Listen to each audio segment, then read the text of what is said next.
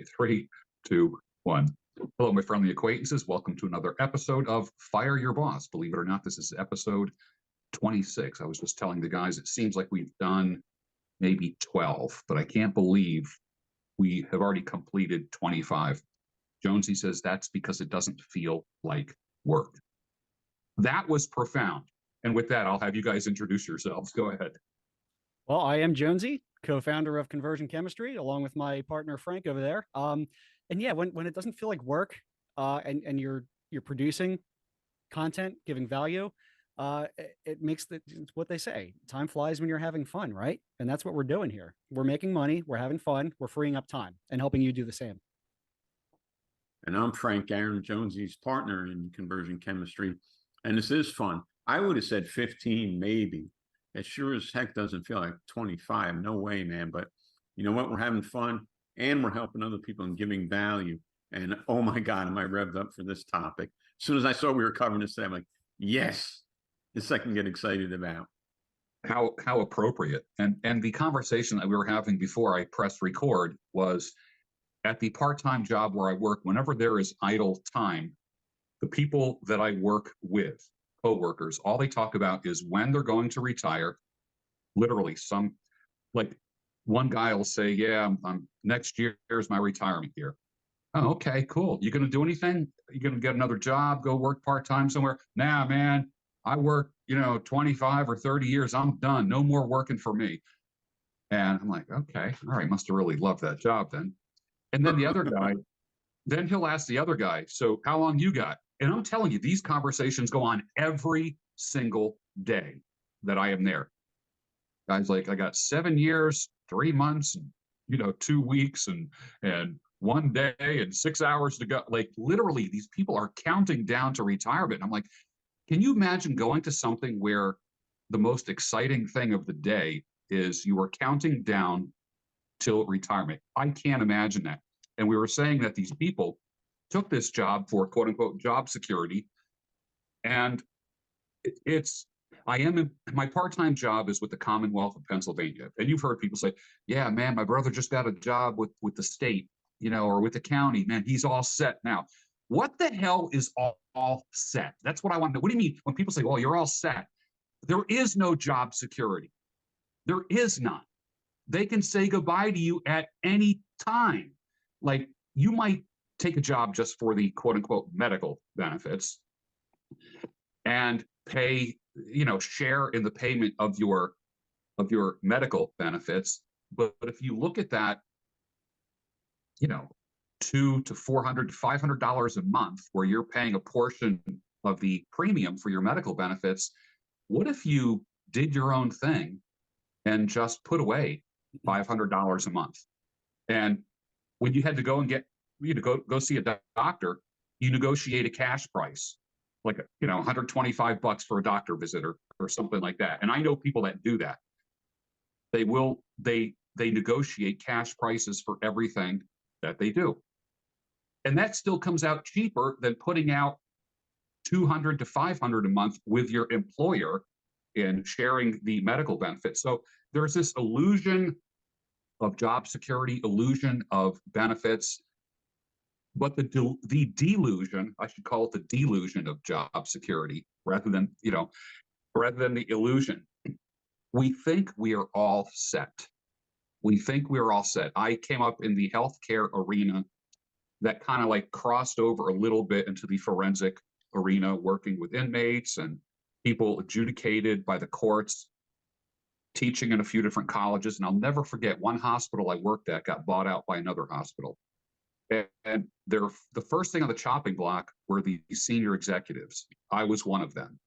They literally hired somebody at half my salary. Literally. It wasn't a personality thing. I am sure it was the controller. I'm sure it was an accountant. I'm sure it was a numbers guy that said, give me the top 10 salaries at the company, and let's see if we can do something about that. And we all met the chopping block. It was crazy. And it was a good job too. And that kind of that was my first delusional moment that I'm not in control of my career. That as long as there's other people involved in it, in the decision-making process, I'm not really in control. It's like, if you're still making payments on a vehicle, do you really own that car? No, the bank owns it. Until you get the title in your name, the bank owns it. Same thing with your home.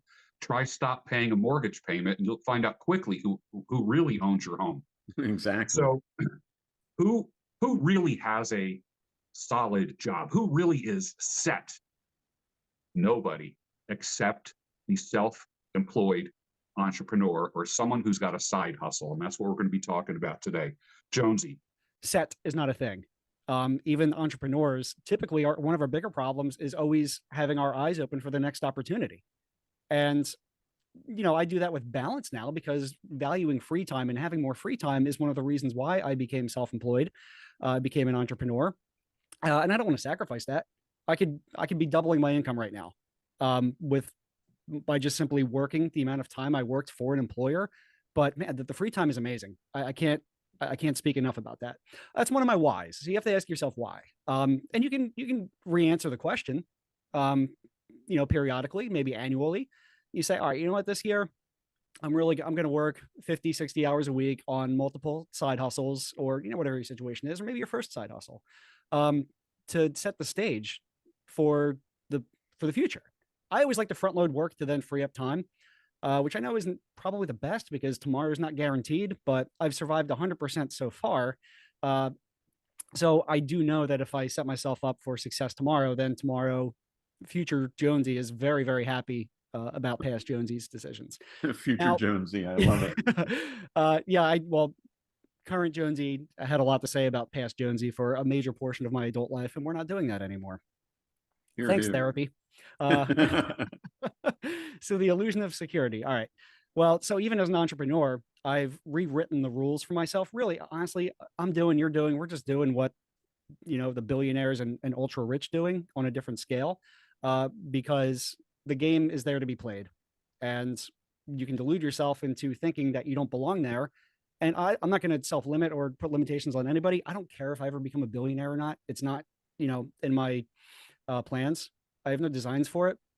But if it happened, it's because I'm doing the same things I'm doing now. That's why these tax laws exist. That's why these opportunities exist. George, you talked about health insurance as being a reason why people stay with an employer for so long. And insurance being tied to employment is one of the ultimate scams of our lifetime. However, when you change the way you think and you start treating your entrepreneurial life as a business, we always recommend, we're not lawyers or accountants, disclaimer, you have an entity or entities for your business. But health insurance is 100% deductible for individuals, entrepreneurial individuals who are self-employed. So there's ways to, treat it like a line item as though you're running a business. And thus, the way I frame it is, okay, you know what? This one client pays for my health insurance. That's it. It's money in, money out. I never see it because it's basically being paid, and then at the end of the year on my personal taxes, it's deducted because it's above the line, below the line, whatever one, deductions after the business expenses. But in my mind, I treat it like a business expense, as though I was an employer paying for my own health insurance. Then you can do like health savings accounts and stuff like that, where, you just put in, we'll just use the example, half of what you'd be paying on a health insurance premium, put that into a pre-tax deduction account. And now you basically have health insurance money you can use. And then there's tax benefits with that. So that there's a real numbers game with it. Then there's the mindset of the security, right? We're all line items. We're talking about line items. We're all line items as employees, and restructuring, mergers, acquisitions, you get consultants, bean counters that come in. They don't care about your life. They don't care about your personality. They don't care about your contribution. All they care about is that bottom line. And George, as a highly paid executive, you're under the absolute microscope. And yeah, can you be replaced with somebody half your age and half your salary? Yep, that's what they're going to do. Ageism is real, folks. What's interesting is, George, I think we've talked about your actual number age, so we'll bring it up again. You're at the retirement age, so to speak. But baby, I feel like you're just teeing off in entrepreneurship right now. Like it's a new round here. Because retirement to me just sounds like you're the sad, tubby suburban white guy sitting, cursing kids, watering your lawn, doing nothing with your time except for being angry about things versus enjoying. I can't imagine that. I was just talking to a guy last week, his best friend that he grew up with, announced his retirement at 60. And on a Friday, he left work. He died of a sudden heart attack in his sleep on Saturday night, literally like 24 hours after he retired. And I thought, oh my God, I think planning the retirement was like planning his death. Yeah. And I've heard that more than once too. Yeah. And people I retire and they're dead. Yeah, the average length of years after retirement a person lives is something like 7 or 9 years, something like that. And I thought, like, it's almost like the countdown clock begins as soon as you retire. And one of the things, like, I'll never forget an interview that I saw with a 100-year-old architect who was still working, you know, at his firm and whatever. He wasn't working 40 hours a week because he was 100 years old, but he still went into work every day for a few hours, every single day. He was very competent. And during an interview, they said, how do you live to 100 and keep going to work every day? And his reply, you thought it would have been profound. He says, don't die. And it's very simple. Don't die. I've always said the three biggest causes of death are retirement, doctors, and stupidity. Doctors, in the sense that, here, try this drug for 30 days. Doc, I'm feeling this pain. Well, here, try this, come back in 60 days. So you're kind of like a lab rat. You're a guinea pig. That's how we do marketing. We take an educated guess and try for 60 days, except in marketing, we don't deal with human lives. Yeah. Stupidity is, you need to reach up on a top shelf. So rather than grabbing a step stool with like rubber bottoms, non-slip bottoms, you grab a chair or a milk crate, which slips out, you know, you break your hip or crack your hip. So we have doctors, stupidity, and then retirement. And I will never forget just reading those stats of how long people live after they die. They feel they deserve to not work. And what they're really saying is, I've hated my job my entire life. I hated my career and I can't wait to leave it. No one says you have to work full time. No one says you have to work 40 to 60 hours a week. I ask people all the time, yeah, I'm retiring next March.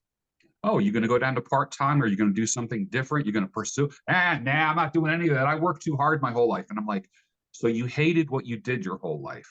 So now you want to reward yourself by doing nothing. Good for you. That's a good plan. Reward. Good plan. Yeah, huh? Exactly. So I love the idea of, even though I'm at quote unquote retirement age, I don't want to get near retirement. No, I don't want to get near it. I still want to produce. And I think, especially for men, I think it's important. Men need to produce.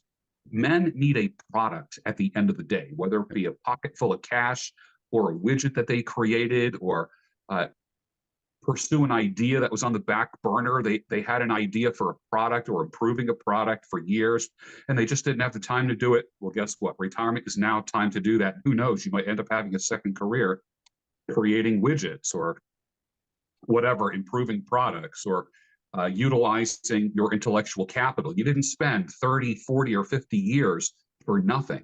There's somebody somewhere, a company, a firm, a small group of people who can benefit from your experience. By retiring and not doing anything, what you're really saying is, I did nothing of value. You did for somebody else, pretty much. For someone else. Yes, exactly. Your thoughts, Frank? You're just a paid lab rat. Oh, I got plenty of thoughts here. So hold on. I'm going to hyper-oxygenate because I'm going to need this. Okay, here we go. Here we go. Let me tell you something. People. You think there's job security? No such freaking thing. All right. First job as a kid, delivering newspapers in New Jersey for the North Star Ledger 7 days a week. You know what they did? After, right as I was graduating high school, they got rid of all those guys. And they had the company deliver the newspaper. You weren't even secure as a friggin' newspaper carrier. Then I get a job at North Slip, like kind of like a drug fair, or two guys to age myself a little bit here. The department store, right? A little bit of everything. Stock boy, gone out of business. Next thing I do, work for a machine shop rebuilding car and truck engines. Owner retired, gone out of business. This is all after I left every one of these. I was able to keep skipping on the rocks across the pond until I got here. Next one after that, not one, not two, not three, but 4 freaking Dodge dealerships, either assistant parts manager or parts manager. All 4, where are they today? Gone. No job security. Next on the list. Okay, then. So then I get my tractor trailer license. First company I drive for, gone. The second one might still be there. I'm not sure. I don't even care to know, but let's say they are. Let's say it's the one place that's still doing something. I think they're out of business, but I can't say for sure. Next one, gone. So then I got sick of that, and I was like, let me go back to school at night, right? So I got my logistics, my transportation and distribution management degree. I interviewed with Northwest Airlines for an upper lower to lower middle management position. They merged with Delta Airlines. Gone. I would have had to move to Atlanta, or more properly, possibly, I should say, I would have been laid off and let go. Gone. Interviewed at a General Motors plant in Linden, New Jersey for the inbound rail transportation manager's position. Any of you guys want to take a guess what happened to that one? You're right. Gone. Would have lost my job. It's a brownfield. You would never know there was a freaking assembly plant where I built Camaros and pickup trucks and everything. Gone, man, gone. All those union jobs, all those jobs that they worked so hard for and went on strike for. Are you going to say gone? Yes. At the risk of repeating myself, they're gone. Right? Next one. Oh, let's see. This would make a great speech at a conference, because like just about when you're going to say gone, you point to the audience and like all at once, 500 people go gone. Well, the people at home can do that now, George. You know, we may never know, but we'll take the feedback. All right. So listen, I'm still moving through my list here. So then I interview with the railroad again, gets merged, but gets bought out by 2 other companies. I would have been middle management. What would I have been? Gone. Okay. Gone. Nearing the end, my last full-time job, 7.5 years. And I fell into that mode of, this is the rest of my life. This sucks. I hate my boss, blah, blah, blah. I left for entrepreneurialism. Guess what happened to that company a couple years ago? With the steady job, I would have been there 20-something, 30 years, maybe, easily. I think I started that in 86. So I would have had a 25-year run, bought out because the owner was unfortunately an alcoholic and ran the company. Gone. Yes. Now, last thing, even my part-time job that I worked for 1994 to 1996, driving tractor trailer 2-3 days a week while I built my business, gone. Here we go. Job security, whoop, out the window. There we are, people. So don't freaking sit here and tell me, oh, I got a good job, I'm secure. Ain't no such thing, baby. Management changes, company gets bought out. Matter of fact, my last full-time job, I started right after they got bought out because that owner died. And I was gone 20 years before that company got bought out again because the owner was, alcoholic. It's an illness. But anyway, I won't get into it, but it was still, didn't listen to anybody, didn't do the right thing, even in the sober moment. So where was the security? There's no security. Man, you could be yeah, exactly, George. You could be a garbage man. And you know what? They got these freaking robot trucks with the arm that comes out now. Yeah. One driver. You know the guys on the street? Gone. The guys on the gone. So garbage, government every so many years restructurings. And believe me, you can have tenure. Your ass is still gone if somebody wants you gone bad enough. Don't fool yourselves, people. This is the only way. And it feels insecure at the beginning because you don't know it. You're not sure if it's going to work. Hey, that's life, man. You don't know if it's going to work or not. You got to try it. I rest my case. Yes. Nomination for title of this episode: Your Job Security, gone in 60 seconds. Yeah. Seriously, yeah. These people, I can't do this. I don't want to try this. It's too risky. Freaking A. I dropped $4,000 on a career counselor, George, after I got my degree. You know what that guy did? $4,000. He looked in the newspaper and answered ads for me. Bernard Haldane Associates, Princeton, New Jersey. I'll never forget it. God bless that guy, man. All he did was answer job ads that he thought I might be. I'm paying him $4,000. And that's what I was taught. Oh, get a better job. Get a better job. My Uncle Donnie was a Teamsters truck driver. Do you know what happened to Bruno and Dalia paper? The driving for the New York Times? Gone. You would think delivering the New York Times and picking up the discarded paper was a safe job. Gone. The newspaper by my Dodge dealership that published every day? Gone. Yeah. I am a broken record now. Name me a job. It's gone, man. There's no security. It's a fallacy. Yeah. I don't think any jobs that exist now existed 30 years ago, 20 years ago. Very few, unless it's, I'm thinking about like institutions, people who might be teachers or correctional officers or working at actual institutions. There's stability there, but you're still walking on eggshells because some numbers guy can get rid of you at any moment. You can be so well liked, but a numbers guy isn't going to say, he's going to come up with the 10 highest paid people and make a decision that heads are going to roll. Doesn't matter if you're the nicest guy in the world. Doesn't matter. I know 2 government employees. I won't say names. However, they also both have side projects and side hustles that are arguably as lucrative and profitable as their government jobs, which we do obviously recommend. Yeah.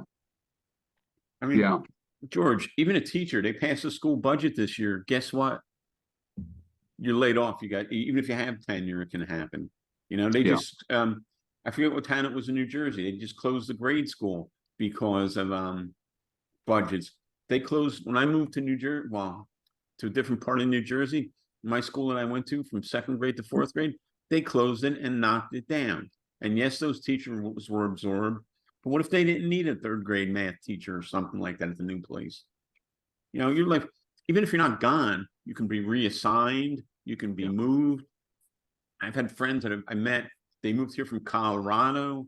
They were here, didn't like the job. They went back to Colorado. Imagine uprooting your family's life twice in like 4 years. No, for the man, hell no. I'm not doing it. Yeah. Well, that leads me to say this, that the only security that you, my friendly acquaintance out there, have about your income, your job, the only security you have is the security you create for yourself. As long as you are working for someone else, your employment is always in someone else's hands. Your income, your revenue. I started probably when I was about almost 10 years ago, 55 years old, almost 10 years ago. I will never forget a water main break on the street where I was cutting hair at the time. And the streets were closed and being ripped up, 2 blocks in each direction. The place where I was cutting hair had to close because Pennsylvania state law says you have to have running water in order to open a salon. So literally the place was closed for 2 weeks.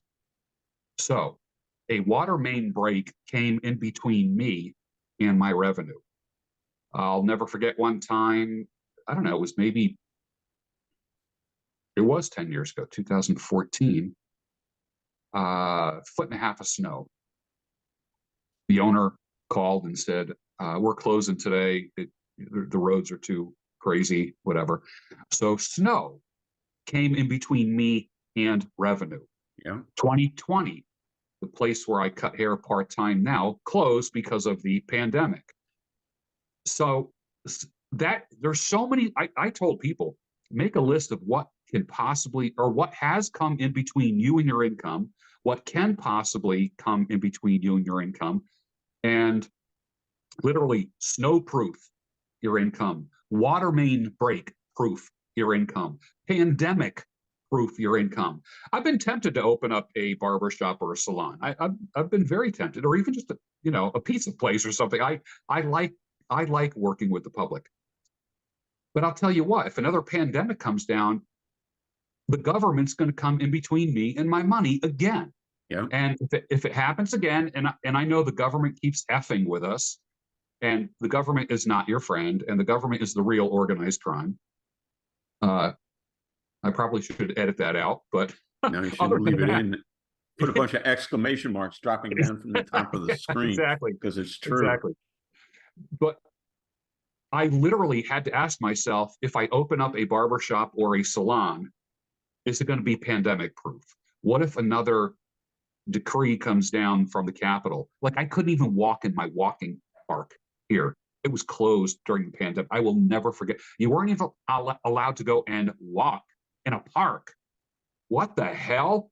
Which of course turned me into a libertarian, because not a single partisan of the two parties did anything about it. Everybody was like walking lockstep. No one questioned it. They don't care about you. Doesn't matter what side you're on. They don't care about you, individual. Exactly. I became a hardcore, well, not even libertarian. I became a hardcore independent. When people say to me, "Are you a Republican or Democrat?" I go, "Neither." They go, "Oh, you're a libertarian?" I'm like, "No, not even that. I'm an independent," which means I'm independent of anyone trying to tell me how to think. Period.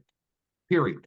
And that 100% has to do not with my sexual choice, not with my wallet, not with what's going on in my bedroom or whatever. It has to do with my income. Leave my friggin' money alone. Well, guess what? The government's not listening to me when they say leave my money alone. So I got to change. If I keep complaining, the only one to blame is me.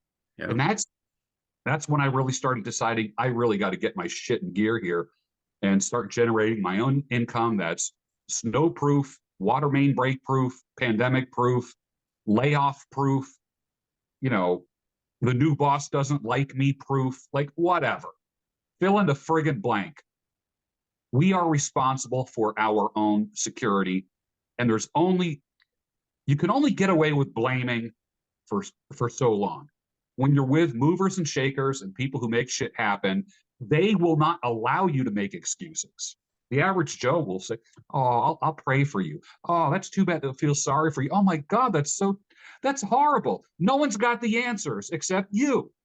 You have the answers for your own income. That's why we're doing Fire Your Boss, because we want to pandemic proof your income. We want to snow day proof your income. We're tired of hearing story after story of, oh, my company got bought out and then they liquidated my department or something. Like, oh my God. All right, that's my rant. Jonesy, do you have a rant? I guess I'll do my sign off, and I'll keep it short, which is weird for me, but unless you're in control, you have no control. So take control. Fireyourboss.win. Mic drop. Mic drop. Take that mic and drop it. Yeah. Absolutely. Absolutely. So I'll repeat that. It's fireyourboss.win. Is there anything special at fireyourboss.win that the audience needs to know? Everything is special at fireyourboss.win. A lot of good stuff on there. However, Conversion Chemistry's Fire Your Boss Blueprint is now 75% off using promo code Bruno. Unreal. Yeah. Unreal. That's crazy. I keep getting yelled at for these discount codes, but whatever. Another discount code? Oy vey. We are going to liberate as many people as possible. 75% off. 75% off. So get it before it's what, Frank? Going up in price or gone or discontinued. There we go. Hang on. Let's try that again. It's 75% off until that discount is what, Frank? Gone. It's a new catchphrase. We'll work on that. Frank is the new Crazy Eddie. Yeah. Our prices are insane. I knew people. My dad knew Crazy Eddie from the appliance business, and the stories he could tell. Crazy Eddie Antar boy. Frenetic Frank Loverboy Garon.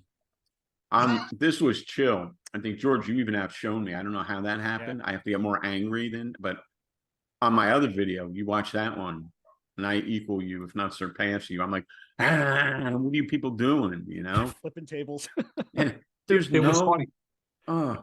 no security. If that guitar gets smashed at some point, that'll make my life. That would be great. That would be like Pete Townsend. We have to buy like a $5 guitar, at a garage sale, and put it like in his office, so he can get up like really just like pissed and like smash it. And I'll do it. Oh, that would be a riot. Yeah, with our dumbass luck, it'd be like some 1982 Martin signed by Les Paul and Jesus Christ themselves, and then we'll smash it and realize it was worth 10 G's. I'll get it appraised first. I was watching AMTV this week, and he's all about getting your money out of the banks and doing all kinds of crypto and real estate and this kind of stuff. And plus, he talks about a lot of prepper stuff and bugging out. And with everything that's going on, he gets so hyped up, like he'll do it from his back patio.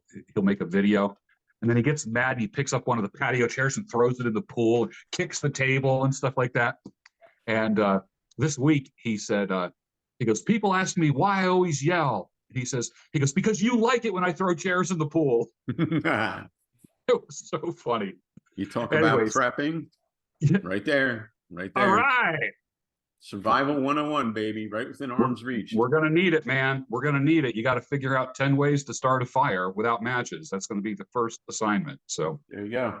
Week by week, all right. preppers 52-week course to total disaster readiness. I love it. We're ready. Yep. Bring it on. Yes, sir. Bring on the snow day. Yes, absolutely. All right. End of episode 26. Find us at fireyourboss.win. Use the promo code Bruno for 75% off. Thank you, my friendly acquaintances. Thank you, Frank. Thank you, Jonesy.